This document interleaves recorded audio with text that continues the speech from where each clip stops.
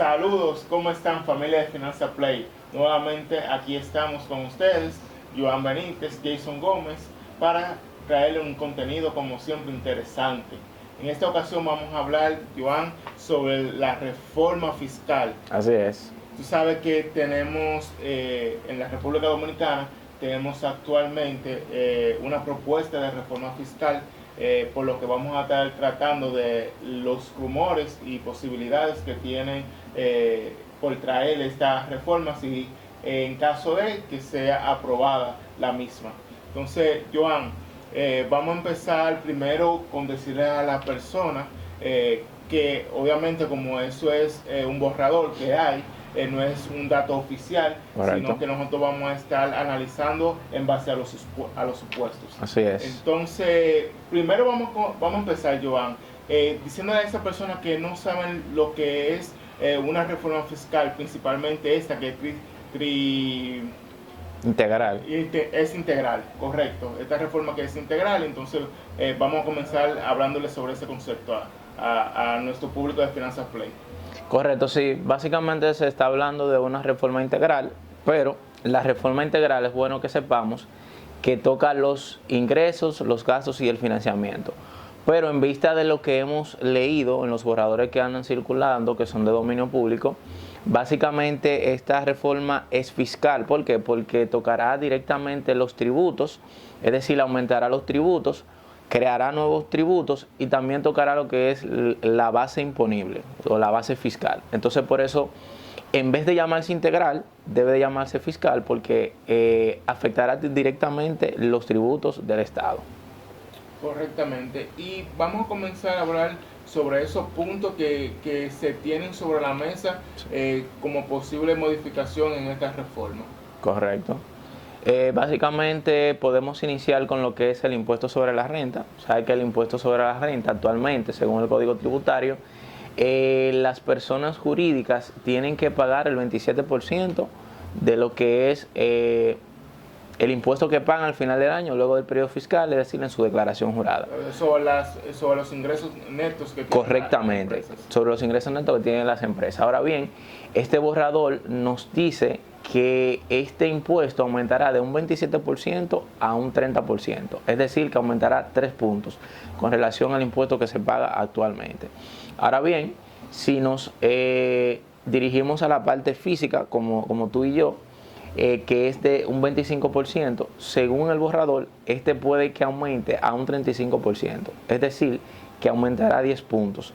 Básicamente, esta reforma estará tocando directamente la economía de la persona física, es decir, que nos afectará drásticamente a nosotros como ciudadanos comunes. O sea, estamos hablando de una disminución prácticamente de los ingresos que vamos a percibir. Así ya es. que nosotros tenemos un salario, pero en base a ese ingreso que nosotros tenemos, se le aplica un por ciento, pero Así entonces ahí ese por ciento de impuestos va a aumentar, por lo tanto los ingresos ya netos que vamos a percibir va a ser mucho menor. Así es, mira, básicamente el año pasado el Ministerio de Trabajo promulgó varios aumentos en el salario mínimo.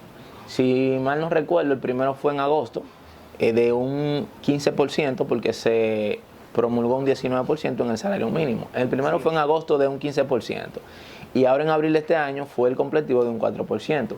Cuando yo vi este aumento salarial, yo dije, algo viene por ahí, porque entonces ellos te aumentan un porcentaje, digamos que atractivo, pero al final te lo quitan con un impuesto, con una reforma fiscal, en este caso, del tema que estamos hablando. O sea, te añaden un tributo o te aumentan un tributo o te agregan un tributo nuevo. Entonces, al final de la jornada, ese aumento que tú tienes no compensa, porque entonces la canasta familiar aumenta, pero a ti no te aumentan todos los meses o cada 6 meses o anual en la compañía que tú trabajas. Entonces, al final de la jornada, te aumentan la canasta familiar y este aumento no significó nada en el salario que tú devengas mensualmente. Que por sí la canasta familiar está muy por encima del salario mínimo actualmente. Pero claro que sí. Entonces, si a eso tú le sumas que pese a ese aumento que incrementaba esa brecha, disminuía esa brecha que existe entre la canasta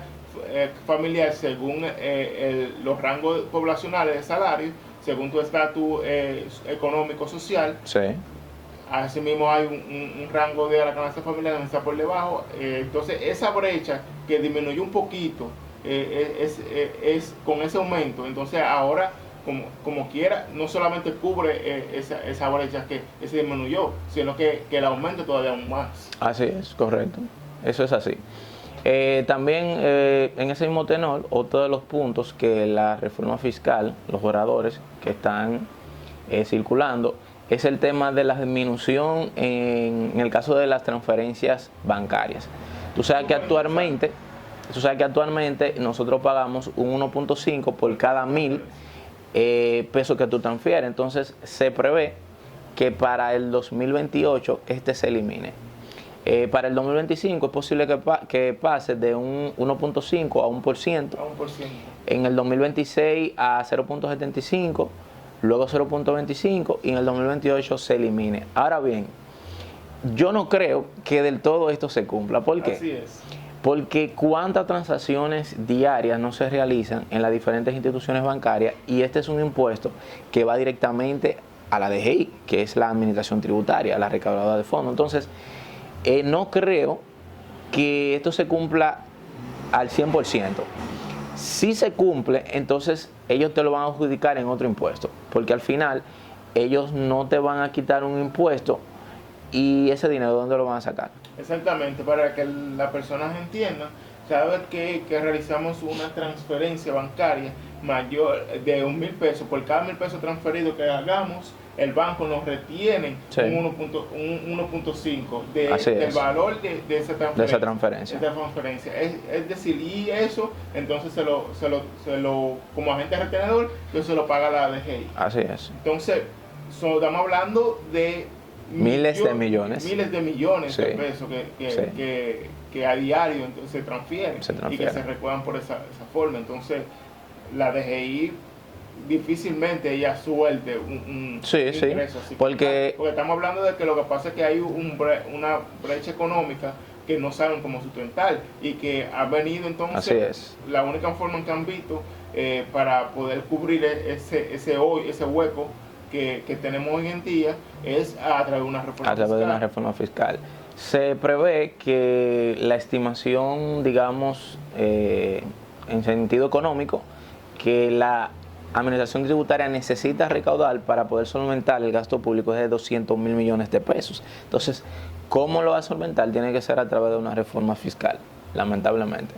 Pero, si esta reforma fiscal se utiliza de la forma adecuada para apoyar o para suplir la necesidad del ciudadano, nosotros no estaríamos imponiéndonos al tema de la reforma fiscal. Ahora bien, pero es que esos recursos no se utilizan de la forma que deberían utilizarse para que el ciudadano se sienta cómodo. Buenas calles, buenos servicios de salud, un sinnúmero de servicios que son factibles para la ciudadanía, que hoy en día nosotros no lo tenemos. Sí, y efectivamente cuando nosotros analizamos y estamos viendo eso recientemente, de que el gasto público en los últimos años ha aumentado el doble del gasto público. Correcto. Entonces, cuando tú miras esos gastos públicos, estamos hablando de salario más digno, no solamente a la policía, que se le ha aumentado y se le ha dado salarios dignos, que realmente merecidos, pero no solamente son a ellos, sino que también todo el sector público también ha recibido un aumento salarial. Así es. Entonces, y eso realmente ha impactado. Ha impactado realmente drásticamente lo que es el aumento de la deuda. Exactamente. Sí, entonces otro de los puntos que toca el borrador es el tema del IPI, el impuesto a la propiedad inmobiliaria.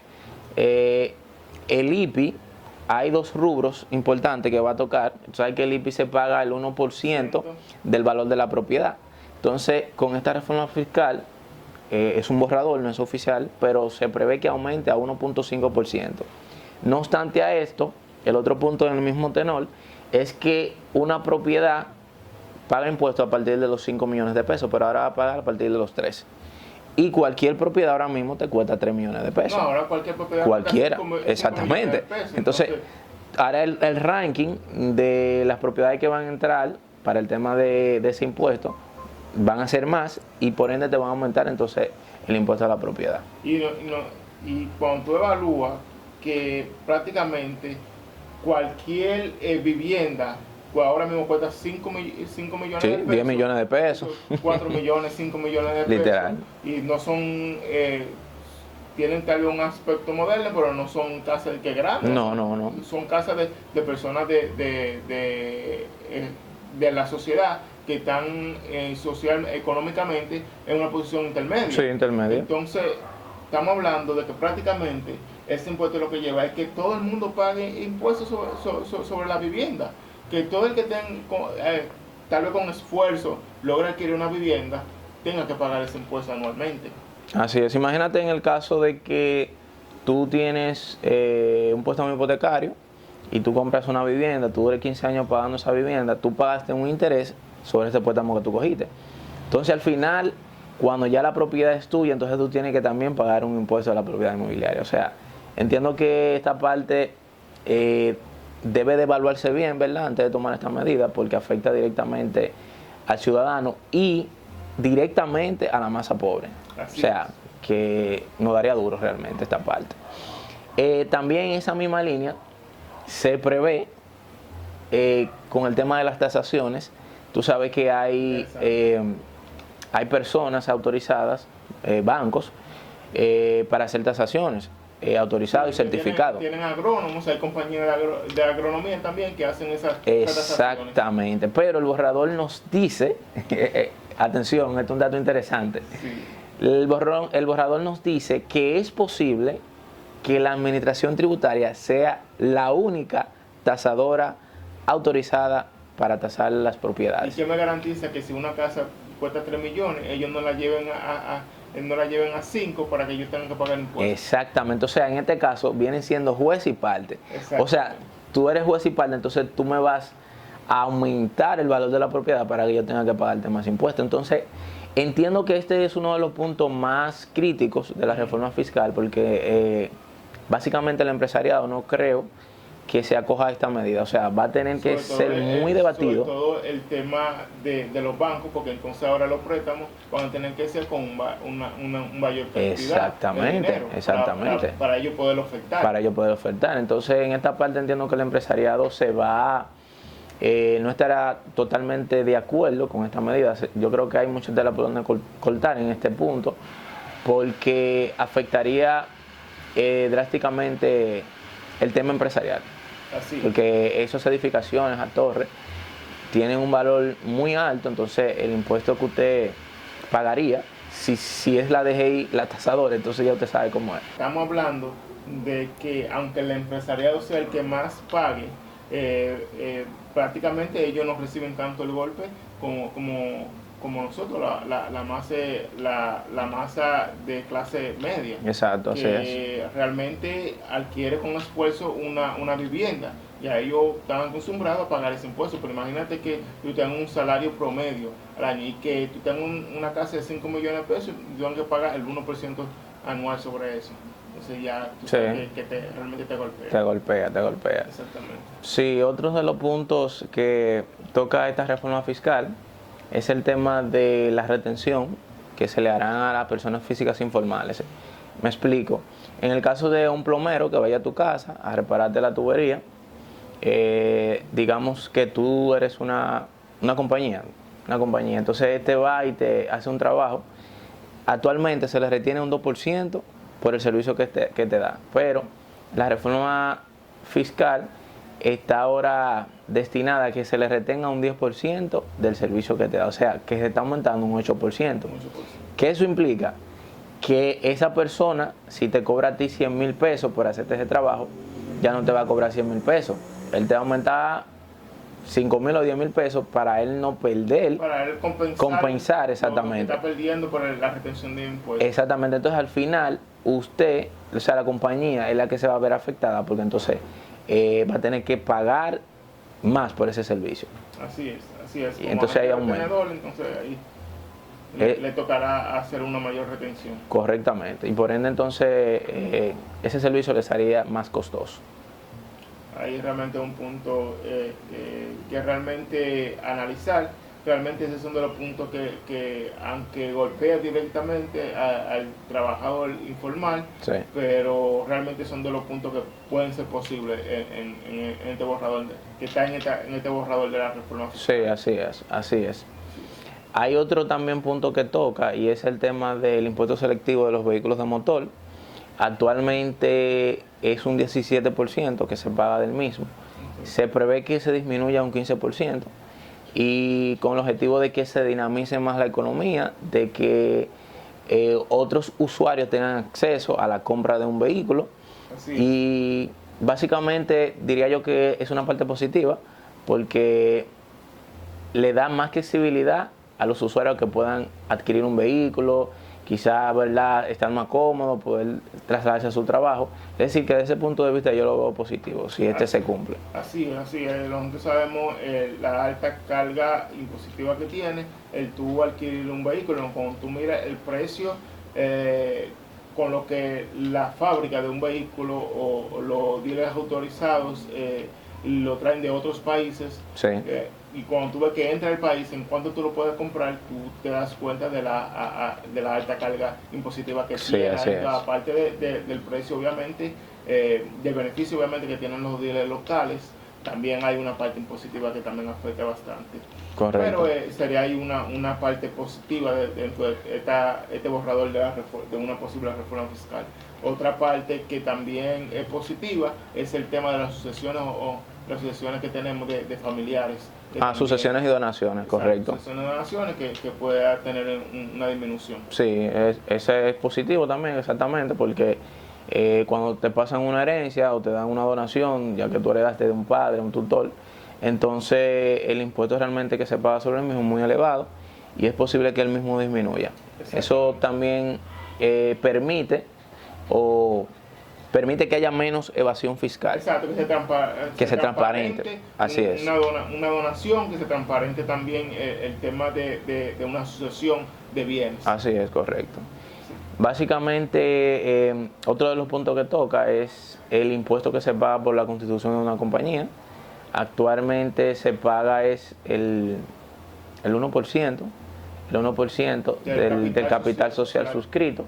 Entonces es posible que este se disminuya a 0.5, permitiendo así, ¿verdad?, que los usuarios accedan más a la formalización y se disminuya la evasión fiscal. Este punto, ¿qué podríamos decir? No es del todo, digamos, no impacta tanto, porque es un impuesto que tú pagas única y exclusivamente al momento de la constitución. Al momento de la constitución, realmente. Y realmente los negocios informales realmente no le huyen al proceso de constitución, no. que tú tienes que hacer durante el proceso de constitución, sino realmente a todo lo que conlleva eso. Sí.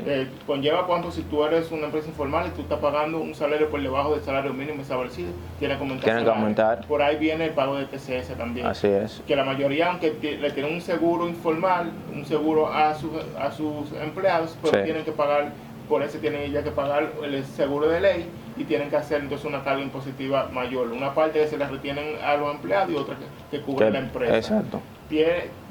Conlleva muchísimos gastos, conlleva también limitaciones en el tema de lo que son los proveedores, que tienen que buscar ya proveedores que estén registrados, pagar tu ITEVI todos los meses. Entonces es realmente a eso que le huyen la carga impositiva. La carga impositiva en la hora de formalizarse. Se ha hablado muchísimas veces se han hecho muchísimas propuestas de que los primeros años, el primer año, no hay esa carga impositiva para las personas que se constituyen, que están constituidas, porque es de bien saber que los primeros años de un negocio realmente son los años críticos. Más difíciles. Y aunque ya tú tal vez un negocio esté en la informalidad, ya tenga un tiempo en la informalidad, realmente cuando entra es diferente. Es diferente. Tiene que acoplar a esa nueva economía. Sí, organizarse. Tú sabes que básicamente las personas cuando están informales, ellos compran sin importar, ellos van al mercado, le compran a cualquiera, pero ya no, ahora tú tienes que alinearte, ya tienes que pedir tu factura a un comprobante fiscal, de igual forma tienes que emitir con valor fiscal, tienen que ajustarte, tú sabes que básicamente los informales entran y sacan dinero de la caja, ya no, ya tú tienes que tener un control y tienes que alinearte más para tú poder entonces tributar de la forma correcta. Así es. En ese mismo plano, hablando, ¿verdad?, de los tributos, Una de las partes positivas también que viene el borrador es el tema del impuesto del ITEVIS, que se paga todos los meses, los días 20 de cada mes, que disminuya de un 18 a un 16. Puede ser que se cumpla, ¿verdad? Pero el tributo no es retroactivo, o sea, el tributo no va en descenso, sino en aumento. Entonces, puede ser que se dé el caso porque nos van a golpear por otras vías. Y puede ser que se cumpla, pero no es del todo seguro.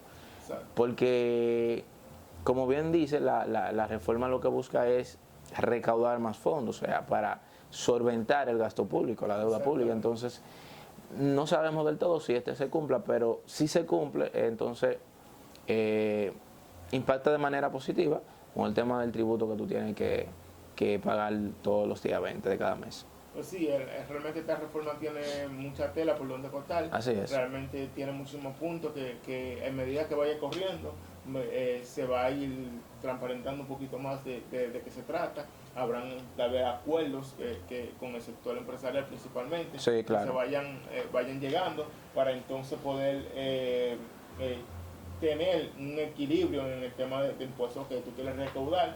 Hazlo por esta vía, pero no me toques esta vía, no me toques esta parte de aquí, o disminúyeme esta parte para entonces yo poder compensar. Entonces, básicamente de eso es que tenemos hasta el momento, sobre los borradores de la reforma fiscal. A medida que vaya avanzando, obviamente vamos a ir tocando el tema. Vamos a tratar de traer a algunos expertos que en temas impositivos que se dediquen precisamente a ese tema, también en la parte de economía, para que entonces sigamos ampliando sobre este tema sumamente interesante y que todos debemos tener conocimiento porque al final golpea nuestra economía. Sí, hay un punto también importante que no podemos dejar de mencionar, el último y no menos importante. Mira, se publicó en las redes que entre enero y mayo el Estado Dominicano pagó 1.734 millones de dólares en intereses sobre la deuda pública. Sí, o sea, de la deuda externa. O sea, ahí nosotros podemos darnos cuenta cómo está encaminado nuestro país. O sea, solamente de intereses, ahí no se amortizó nada, 1.700 millones de dólares de intereses solamente, en 5 meses.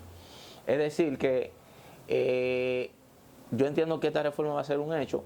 Quizás no todos los puntos que se toquen en la misma se van a ejecutar, pero sí tiene que ser un hecho, porque realmente los préstamos que se han tomado para solventar el gasto público ha sido enorme. Entonces debemos estar muy pendientes a estos sucesos para ver de qué manera nos van a impactar a nosotros como ciudadanos. Así es, eso es totalmente correcto. Ahí, como mencionaba, es un punto que es interés de todos, porque al final nos va a golpear directamente en nuestra economía. Así es. Entonces, familia de Finanza Play, nosotros vamos a seguir, como le mencioné, vamos a seguir trayendo este tema, hablando sobre la reforma mientras vaya caminando y tengamos más información, así mismo se lo vamos a comunicar para que ustedes como nuestro público estén informados. Entonces, Joan, despedirnos de nuestro público y darle las gracias por siempre darnos nuestro tiempo. Así que no se olviden de suscribirse, darle like y comentar, que eso es lo que nos ayuda a crecer y a traer un buen contenido. Así que familia de Finanza Play, como siempre, Finanza Play te sigue educando.